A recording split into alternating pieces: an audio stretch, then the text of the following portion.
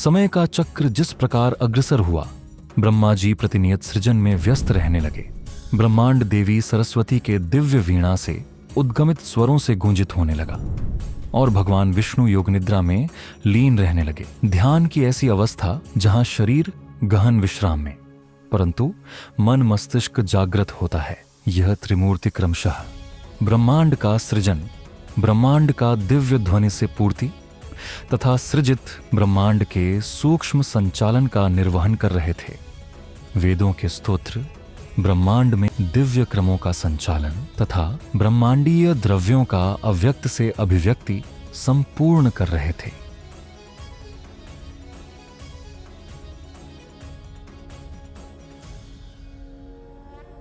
भगवान शिव से विभक्त होने के पश्चात देवी शक्ति सृजन हेतु मूल ऊर्जा के रूप में संपूर्ण ब्रह्मांड में विस्तृत हो गई।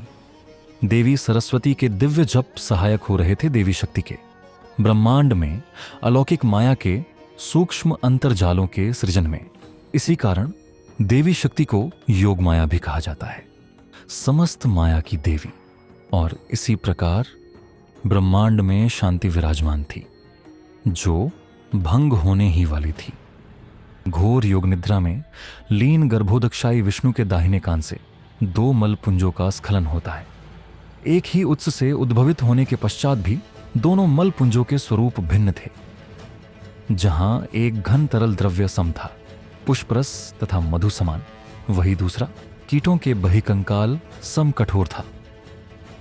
एवं उन दोनों मलपुंजों से 2 असुरों का आविर्भाव हुआ और इस कारणवश उनका नामकरण हुआ मधु एवं कैटब। जन्म के पश्चात अत्यंत क्षुधाग्रस्त दोनों असुरों ने अपने समक्ष गर्भोदक महासागर अतिरिक्त और कुछ न देख महासागर का जल पान करना आरंभ कर दिया। अलौकिक गुणों से परिपूर्ण जल का ग्रहण कर उन्हें अत्यंत बल तथा वीर्य प्राप्त हुआ। उनके शरीर वृत्तकाय से महाकाय रूप धारण करने लगे। उन्हें भगवान विष्णु के गर्भोदक्षाई रूप का दर्शन प्राप्त हुआ, परंतु उनका ध्यान योग निद्रा में शायद विष्णु जी पे नहीं, अपितु उनके नाभि से उद्गमित विशालकाय कमल के डंठल पर केंद्रित हुआ और यथाकाल में उनकी दृष्टि कमल के ऊपर विराजमान ब्रह्मा जी पे स्थापित हुई, जो वेदों के दिव्य श्लोकों का निरंतर जप कर रहे थे। वेदों के वह श्लोके उनके सृजन कार्य में सहायक हो रहे थे। मधु और कैटब ने ब्रह्मा जी का आह्वान किया, परंतु सृजन में लीन होने के कारण ब्रह्मा जी ने उनके आह्वान का उत्तर न दिया। इस प्रतिक्रिया से क्रोधित होकर दोनों असुरों ने ब्रह्मा जी के कमलासन के डंठल को आक्रमण किया। संतुलन स्थापना की शीघ्रता में भय विप्लुत ब्रह्मा जी के हाथों से वेदों का स्खलन हो जाता है। मधु और कैटब को वेदों की शक्ति का आभास था और इसी कारणवश वह वेदों को प्रत्यक्ष से अव्यक्त कर देते हैं। भय से जर्जरित ब्रह्मदेव को यह बोध होता है कि वेदों के साथ साथ दिव्यता का ज्ञान भी विलुप्त हो चुका था। जब दोनों असुरे ब्रह्मदेव की ओर अग्रसर हुए, प्रतिद्वंदियों के पराक्रम का सटीक आकलन न कर उनसे द्वंद न करने का निर्णय लेके ब्रह्मा जी भी प्रत्यक्ष से अदृश्य हो गए।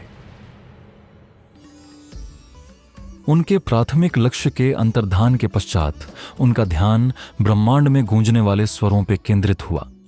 कौतूहल से ग्रसित उनके मन में प्रश्न जागृत हुआ कि सर्वोपरि कौन है। उन स्वरों का अनुसरण कर यथाकाल में उन्हें देवी सरस्वती के दर्शन प्राप्त हुए। एक सुंदर कमलासन पर विराजमान सम सौंदर्यपूर्ण हंस सहित उनके दिव्य सौंदर्य के दर्शन मात्र से उभय असुरों के राग व द्वेषों का नाश हो जाता है।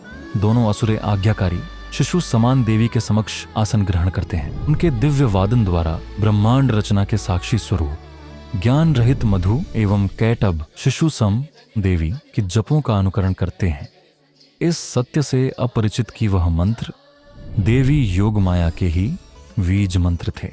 वही दूसरी ओर ब्रह्मदेव भगवान विष्णु के शरणापन्न होते हैं, क्योंकि केवल मात्र प्रभु ही ब्रह्मांड का संरक्षण कर सकते थे।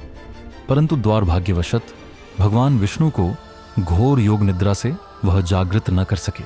उसी क्षण ब्रह्मदेव को स्मरण हुआ कि केवल मात्र समस्त माया की अधिष्ठात्री देवी ही प्रभु को निद्रा से प्रबुद्ध कर सकती है। और इस प्रकार ब्रह्मदेव भी देवी पराशक्ति की आह्वान हेतु ध्यान लीन हो जाते हैं और यथाकाल में देवी उन तीनों को अपने साक्षात स्वरूप में दर्शन देती है।